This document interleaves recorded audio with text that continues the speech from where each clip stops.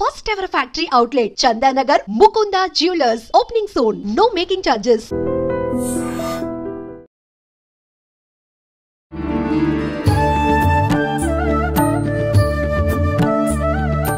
నమస్కారం, welcome to I dream. ధర్మ మార్గం విత్ విజిత కార్యక్రమానికి స్వాగతం. ప్రస్తుతం మనతో పాటు ఉన్నారు ప్రముఖ ఆధ్యాత్మికవేత్త, జ్యోతిష్య పండితులు సుభాష్ శర్మ గారు. ఇప్పుడు గురుగారితో మాట్లాడి మరిన్ని విషయాలు తెలుసుకుందాం.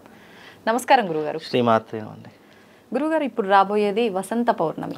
ఈ పౌర్ణమి రోజు మనం ఆచరించాల్సిన విధి విధానాలు ఏమన్నా ఉన్నాయా?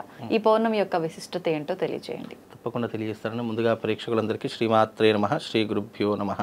ఓం నమో దేవ్యై మహాదేవ్యై శివాయై సతతం నమః. నమ ప్రకృత్యై భద్రాయై నిహతాం ప్రణతాస్మిత. ఇప్పుడు వచ్చేటటువంటిది చైత్ర శుద్ధ పౌర్ణమి. వసంత మాసంలో వచ్చేటటువంటి మొట్టమొదటి పౌర్ణమి ఈ చైత్ర శుద్ధ పౌర్ణమి. అయితే ఈ పౌర్ణమికి చాలా ప్రత్యేకత ఉంది.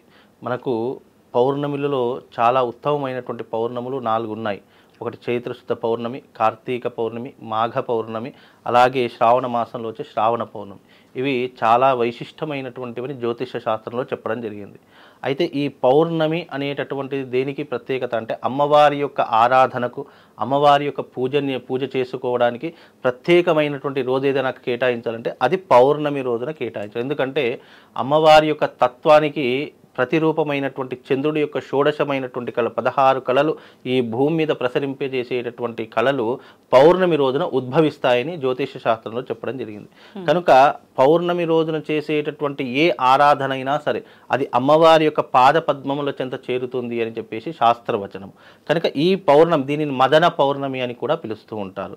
కనుక ఈ మదన పౌర్ణమి రోజున ఎవరైతే ఆ చంద్రుడిని ఆరాధించి శ్రీచక్రార్చన ఎవరైతే ఆచరిస్తారో వాళ్లకు ఎనలేనటువంటి సౌభాగ్యం కలుగుతుంది, ఎనలేనటువంటి కీర్తి సంపదలు కలుగుతాయి.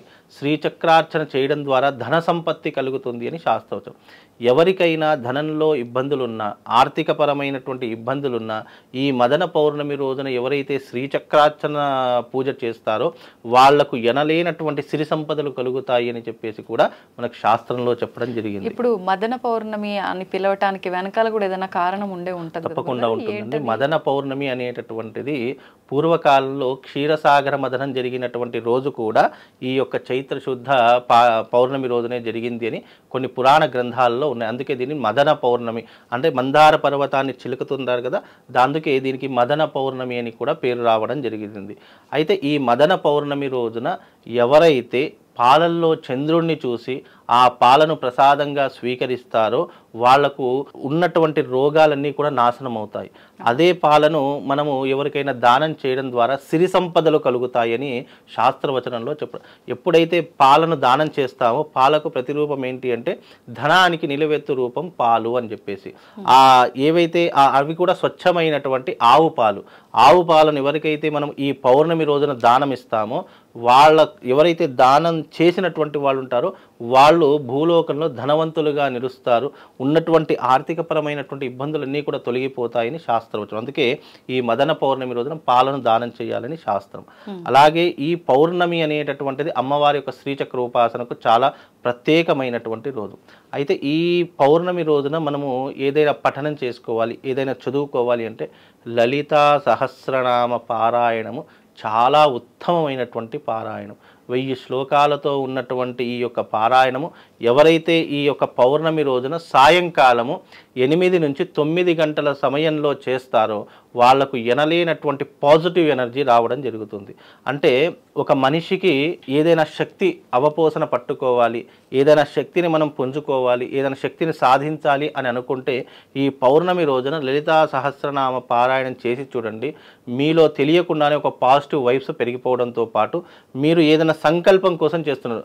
సపోజ్ ఒక ఉద్యోగం కావాలి, లేదా అప్పులు క్లియర్ కావాలి, లేదా ఇంట్లో అన్ని రకాలైనటువంటి ఇబ్బందులు తొలగిపోవాలి, రోగ సమస్యలు తొలగిపోవాలి, నెగిటివ్ ఎనర్జీ, నరదృష్టి, చెడు దృష్టి, గ్రహ దృష్టి ఇవన్నిటినీ కూడా మనం అధిగమించాలి అని అనుకుంటే ఈ పౌర్ణమి రోజున లలితా సహస్రనామ పారాయణము భక్తి శ్రద్ధలతో చేసి చూడండి, మీకు తిరుగుండదు. మీరు అనుకున్నటువంటి సంకల్పము 41 రోజుల్లో తప్పకుండా నెరవేరేటటువంటి అవకాశము ఈ పౌర్ణమికి ఉన్నటువంటి ప్రత్యేకత. అందుకే పౌర్ణమికి ఇప్పుడు లలిత అమ్మవారికి ఏదైనా సంబంధం ఉందా గురుగారు? ఇప్పుడు ఇవన్నీ కూడా లలితా నవరాత్రులు కదా, వసంత మాసం అంతా, వసంత నవరాత్రులు అంతా కూడా లలితా పరమేశ్వరి అమ్మవారి యొక్క నవరాత్రులు కనుక ఈ పౌర్ణమి రోజున ఎవరైతే లలితా సహస్రనామ పారాయణం ఆచరిస్తారో వాళ్ళకు తప్పకుండా ఆ లలితాదేవి యొక్క అమ్మవారి యొక్క సంపూర్ణమైనటువంటి అనుగ్రహంతో పాటు ఆ తల్లి దీవెనలు ఎప్పటికీ కూడా ఉంటాయని ఈ పౌర్ణమి యొక్క ప్రత్యేకత. అందుకే దీని మదన పౌర్ణిమ, అలాగే దీనిని లలితా పౌర్ణమి అని కూడా పిలవడం జరుగుతూ ఉంటుంది.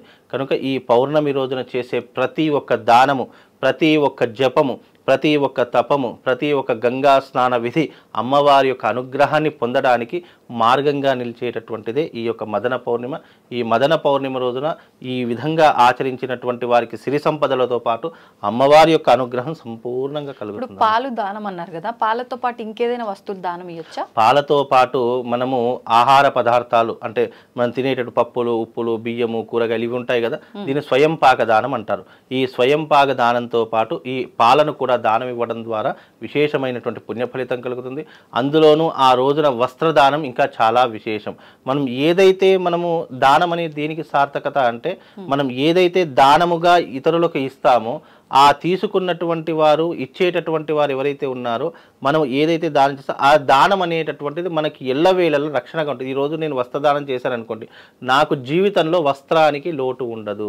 నేను ఎవరికైనా అన్నదానం చేశాను అనుకోండి, నాకు జీవితంలో అన్నానికి లోటు ఉండదు. అంటే మనం ఏదైతే దానం చేస్తున్నామో ఆ దానం యొక్క పుణ్య ఫలితం, ఒక్కసారి దానం చేస్తే 1000 పుణ్యం వస్తుంది. ఆ ఏ వస్తువునైతే దానం చేస్తామో ఆ వస్తువు మనకు జీవితంలో లోటు ఉండదు అని ఈ దానం యొక్క పుణ్యము. అంటే ఈ దానం చేయడం వల్ల ఇలాంటి పుణ్య ఫలితాలు మనకు కలుగుతాయి. కాబట్టి ఇప్పుడు పాలను దానం చేయడం వల్ల ఏమవుతుంది అని అంటే గనక ఐశ్వర్య ప్రాప్తి కలుగుతుంది. పెరుగుని దానం చేయడం వల్ల సంతాన ప్రాప్తి కలుగుతుంది. నెయ్యిని దానం చేయడం వల్ల ఆరోగ్య సమస్యలన్నీ కూడా దూరం అయిపోతాయి. తేనెను దానం చేయడం వల్ల కీర్తి ప్రతిష్టలు కలుగుతాయని శాస్త్రం. ఇలా ఒక్కొక్క దానానికి ఒక్కొక్క సార్థకత ఉంది. కనుక ఈ మదన పౌర్ణమి రోజున పాలను దానం చేయడం వల్ల మనకు ఎనలేనటువంటి సిరి సంపదలు కలుగుతాయని శాస్త్రవచనం. ఇప్పుడు స్వయం పాక దానం అంటే బ్రాహ్మణులకే ఇస్తాం కదా ఎక్కువగా. ఈ పాలు, పెరుగు ఏదైనా బ్రాహ్మణుడికి అంటే ఆలయంలో ఎవరైతే నిత్యార్చన చేస్తారో, నిత్య దైవారాధన చేస్తారో అలాంటి వారికి ఈ దానాలు చెందితే గనక మనకు ఆ భగవంతునికి సమర్పించినటువంటి పుణ్యం కలుగుతుంది. ఎందుకంటే భగవంతుడు నేరుగా వచ్చి తీసుకోలేడు కాబట్టి భగవంతుడు నిత్యము కైంకర్యాలు ఎవరైతే ఆచరిస్తున్నారో అతనికి దానం ఇవ్వడం వల్ల ఆ భగవంతునికి ఆ దానం చెందుతోని శాస్త్రవచనం. అందుకే ఎవరైతే దేవాలయాల్లో అర్చకత్వం చేస్తున్నారో, నిత్యము దైవారాధన ఎవరైతే ఆచరిస్తున్నారో అలాంటి వారికి దానం చేయడం వల్ల పుణ్యము, పురుషార్థంతో పాటు ఈ మనం చేసే దానం ప్రత్యక్షంగా భగవంతునికి చేసినటువంటి పుణ్య ఫలితం కలుగుతుందమ్మా. ధన్యవాదాలు గురుగారు. శ్రీమంత్.